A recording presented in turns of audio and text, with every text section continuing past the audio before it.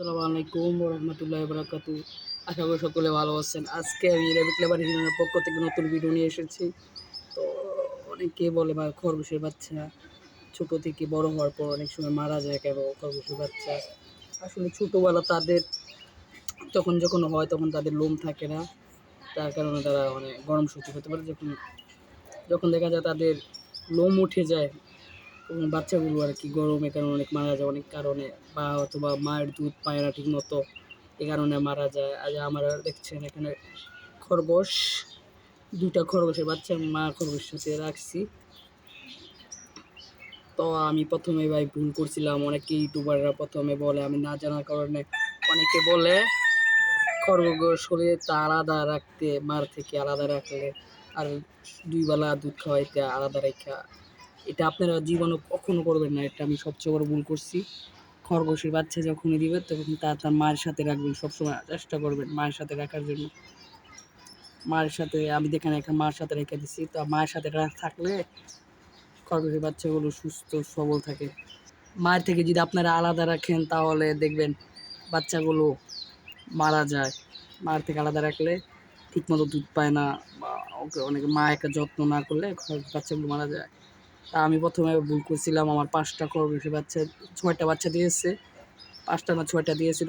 সেখান থেকে আস্তে আস্তে প্রথম একটা বাচ্চা দেয়, দ্বিতীয় দিন ২টা দিলে ৪-৫টা বাচ্চা আমার, সবগুলো বাচ্চা আমার হয়ে গেছে। শেষমেশ আমার ২টা বাচ্চা ছিল। তারপর আমি আমি ২টা বাচ্চা মায়ের সাথে রেখে দিছি।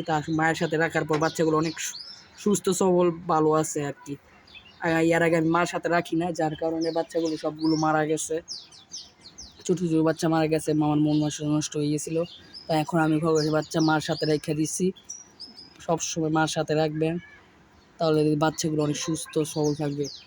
কখনো মার থেকে আলাদা রাখবেন না। মার থেকে আলাদা রাখলে বাচ্চা মারা যাবে। বাচ্চা যখন দেয় আর অনেক কেয়ার করে খরগোশের বাচ্চাটিকে অনেকে হাত দেয়, ধরে দেখে। আপনারা হাত দিবেন, আপনার পলিথিন পরে হাত দিবেন। আপনার খরগোশের বাচ্চা শুলে বেশি একটা হাত দিবেন না। হাত দিলে বাচ্চা ছোঁয়া রাখলে মানুষের ছোঁয়া রাখলে মা খরগোশ তার বাচ্চাকে দুধ খাওয়ায় না, মানুষের গন্ধ পায়। তো হাত দিবেন না। মাঝে মধ্যে একটু দিয়ে দেখবেন বাচ্চাগুলো ঠিকমতো দুধ পাচ্ছে কি না, ঠিকমতো পেট ভরে মার দুধ খায় কি না, এইগুলো একটু খেয়াল রাখবেন, যত্ন করবেন। আর মা খরগোশের সবসময় ২৪ ঘন্টা খাওয়ান দিয়ে রাখবেন মা খরগোশের।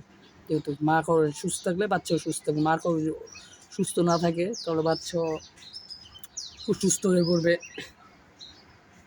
তা আমার দেখতেছে আমার খরগোশ, এখানে আমার মা খরগোশ আর তার ২টা বাচ্চা। আমার অনেকগুলো বাচ্চা ছিল, অনেক বাচ্চা, এই খরগোশটা অনেকগুলো বাচ্চা দিয়েছে, সবগুলো বাচ্চা মারা গেছে।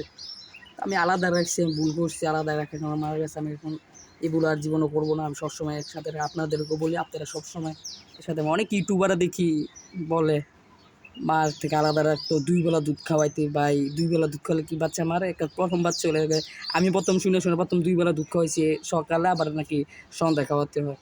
তো ২ বেলা খাওয়ানোর কারণে অনেক বাচ্চা মারা গেছে। তো অনেক বড় ভুল করে ফেলছি। আপনারা কখনই কাজ করবেন, আপনারা দিনে ৪ বার ৫ বার দুধ খাওয়াবেন। আর মার সাথে রাখবেন, আলাদা রাখবেন না।